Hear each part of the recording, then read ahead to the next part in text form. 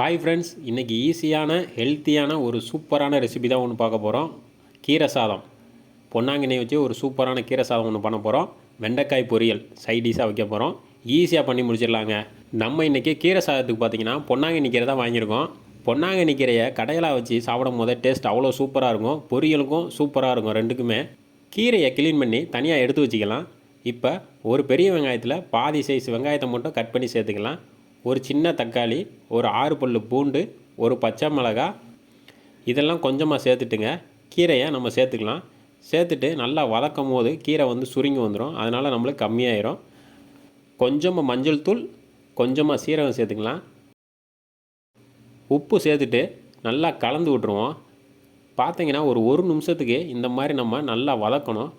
அதுக்கப்புறம் ஒரு அரை கிளாஸ் தண்ணியை மட்டும் சேர்த்துட்டு நல்லா கலந்து விட்டுட்டு நம்ம தட்டு போட்டு மூடிடலாம். ஒரு 2 நிமிஷத்துக்கு நல்லா வெந்து வரட்டும். அவ்வளோதாங்க. டோட்டலாகவே நம்ம பார்த்திங்கன்னா ஒரு 3 நிமிஷம் தான் கீரையை வேக வைக்க போகிறோம். நல்லா வெந்து வந்துடும் அந்த டயத்துலேயே. இப்போ பார்த்திங்கன்னா நல்லா வெந்து வந்துருச்சு, பார்த்தாலே தெரியும். இந்த பக்குவத்தில் இருக்கும்போது நம்ம கீரையை இறக்கிடலாம். இறக்கிட்டு கடைஞ்சும் எடுத்துக்கலாம், இல்லை மிக்சியில் போட்டு ஈஸியாக நம்ம 2 சுற்று அரைச்சி கூட எடுத்து வச்சுக்கலாம். நம்ம அந்த மாதிரி தனியாக எடுத்து வச்சுக்கிட்டோம்.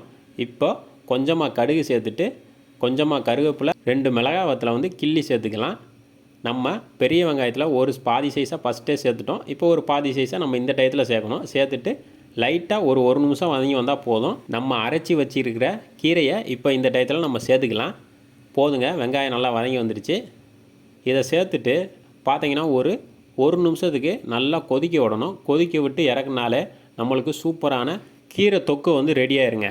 இந்த தொக்கை எடுத்து நம்ம ரைஸில் சேர்த்துக்கலாம். அவ்வளோதாங்க, ஈஸியாக வேலை முடிஞ்சிடும். வாரத்தில் ஒரு 2-3 நாளாவது இந்த மாதிரி கீரை சாதம் வச்சு சாப்பிடும்போது அது ரொம்ப உடம்புக்கு நல்லதுங்க. அதனால் மேக்ஸிமம் வாரத்தில் ஒரு 2 நாள் கீரை எடுத்து இந்த மாதிரி சிம்பிளாக ஏதாவது ஒன்று பண்ணி சாப்பிடணுங்க. ஒரு நிமிஷம் நல்லா பார்த்திங்கன்னா நம்மளுக்கு கொதிச்சு வந்துடுச்சு. இந்த டயத்தில் நம்ம இறக்கி வச்சிடலாம். போதும். இப்போது நம்ம ரைஸு நம்ம ரெடியாக இருக்குது. அதை ரைஸ் எடுத்து இப்போ இதில் சேர்க்க போகிறோம். சேர்த்துட்டு நல்லா கலந்து விட்டோம்னா நம்மளுக்கு சூப்பரான கீரை சாதம் ரெடி ஆயிருங்க. அவ்வளோதாங்க. நல்லா கலந்து விடணும்.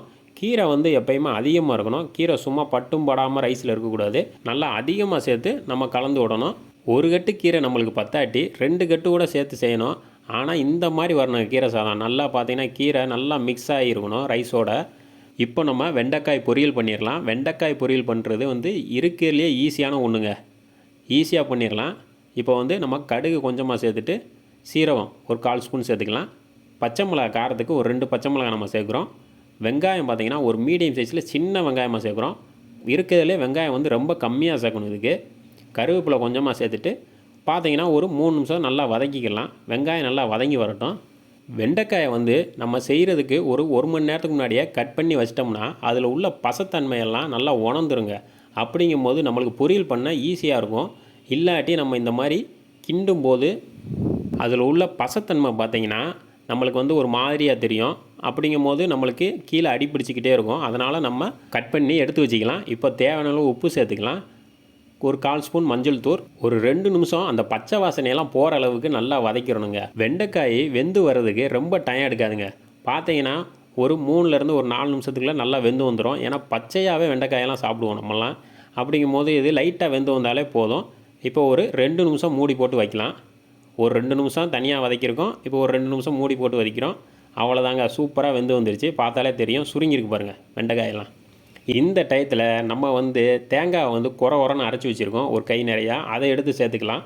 இது இப்படியே சாப்பிட்டாலே நம்ம வெறும் வாயிலே சாப்பிட்றலாங்க. ஆனால் அந்த தேங்காய் சேர்த்து செய்யும் போது டேஸ்ட்டை நல்லா எடுத்து கொடுக்கும். அதனால தான் நம்ம தேங்காயும் சேர்த்துருக்கோம். அதையும் ஒரு நிமிஷத்துக்கு நல்லா கலந்து விட்டு அவ்வளோதாங்க, இறக்கிடலாங்க. இந்த மாதிரி பொரியல்லாம் ஈஸியாக பண்ணி முடிச்சிடலாம். சூப்பராக ரெடி ஆயிடுச்சு நம்மளுக்கு வெண்டைக்காய் பொரியல். பார்த்தாலே தெரியும், வெறும் வாயிலே சாப்பிட்றலாங்க. அவ்வளோ டேஸ்ட்டாக இருக்கும் இது. இந்த வெண்டைக்காய் பொரியலில் நம்ம தேங்காவுக்கு பதிலாக லாஸ்ட்டாக முட்டையை கூட உடச்சி ஊற்றி செய்யலாம். அதுவும் டேஸ்ட்டு சூப்பராக எடுத்து கொடுக்கும். இன்றைக்கி நம்ம கீரை சாதமும் வெண்டைக்காய் பொரியலும் ஈஸியாக பண்ணி முடிச்சாச்சு. பிடிச்சிருந்தால் லைக் பண்ணுங்கள், ஷேர் பண்ணுங்கள், சப்ஸ்கிரைப் பண்ணுங்கள் ஃப்ரெண்ட்ஸ்.